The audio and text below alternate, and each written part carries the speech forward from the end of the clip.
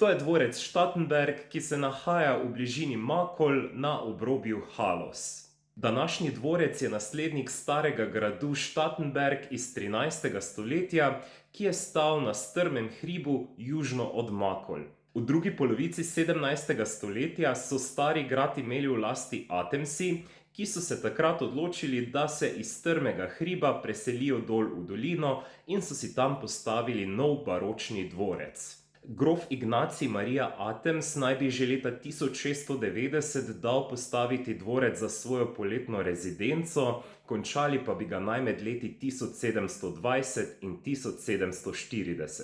Atemsi so bili predvsem v času baroka ena najvplivnejših rodbin na Štajerskem. Po Atemsih je dvorec zamenjal več lastnikov, med njimi so bili tudi Auerspergi, med letoma 1932 in 1941 pa družina Newman iz Zagreba, ki je dvorec delno uporabljala kot hotel.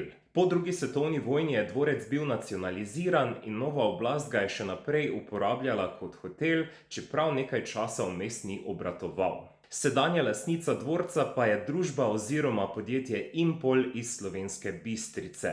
Na samem dvorcu pa delujejo gostinstvo Dvorec Štatenberg, turistično društvo, fundacija za ohranitev dvorca, motoklub Grofi Atemsi in tudi društvo vinogradnikov Makole.